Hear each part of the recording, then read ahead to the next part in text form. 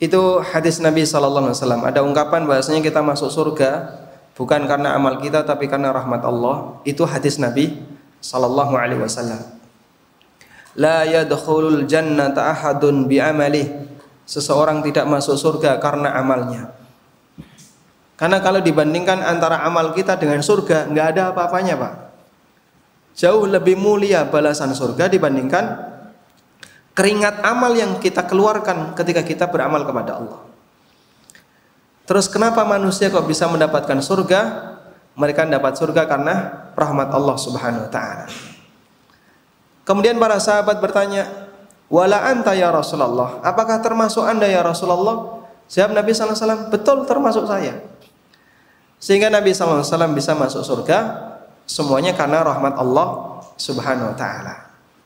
Artinya begini. Bukan berarti kalau orang tidak beramal dapat surga, bukan berarti demikian ya. Dan hadis ini juga bukan berarti memotivasi orang biar nggak beramal. Arab-arab saja rahmat Allah, engkau nek mlebu surga, mlebu surga. Salat apa-apa.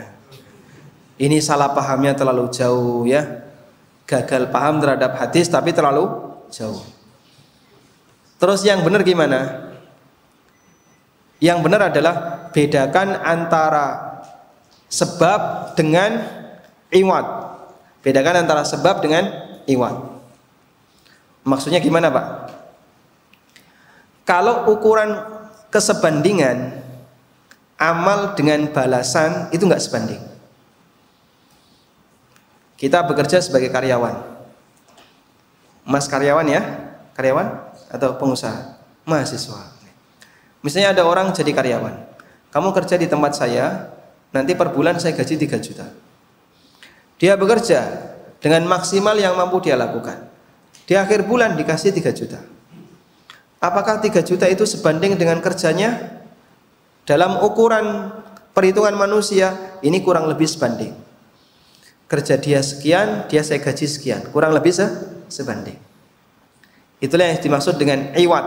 Berarti 3 juta itu adalah iwad, ganti dari kerja yang telah dilakukan oleh orang ini. Nah itu sebanding untuk ukuran dunia. Sudah? Sholat 2 rakaat, Pak, dapat istana di surga. Sebanding nggak? Sebanding tidak? Sangat tidak sebanding, Pak, antara amal ini dengan balasan itu. Terlalu tinggi balasan itu dibandingkan dengan amal. Tapi ini jadi sebab. Ini jadi sebab. Dengan sebab Anda sholat, Anda dikasih oleh Allah istana di surga. Meskipun sholat itu tidak sebanding dengan pahala di surga. Paham insyaallah? Paham ya? Baik, untuk ukuran ya kita pakai hitung-hitungan bisnis. Orang ngerjakan sholat 2 rakaat 5 menit. Kira-kira kalau dirupiahkan untuk piro, Pak? Dapat berapa? Misalnya 30.000 itu sepadang ya? Kokean Mas 30.000. Mijiti sejam 50.000 kok. Itu nganggo tenaga. Ini sholat nggak pakai tenaga banyak-banyak. Kira-kira berapa? Hanya sebatas ukuran fisik lah ya. Kita tidak bicara dari sisi masalah agama. Wah ini cocoknya ya 5.000. Ya wes 5.000. Sholat 5 menit 5.000. 1 jam bagi 5 menit dapat berapa itu? Dapat 12 ya. Dapat 12. Berarti kalau orang sholat 1 jam 5.000 kali 12.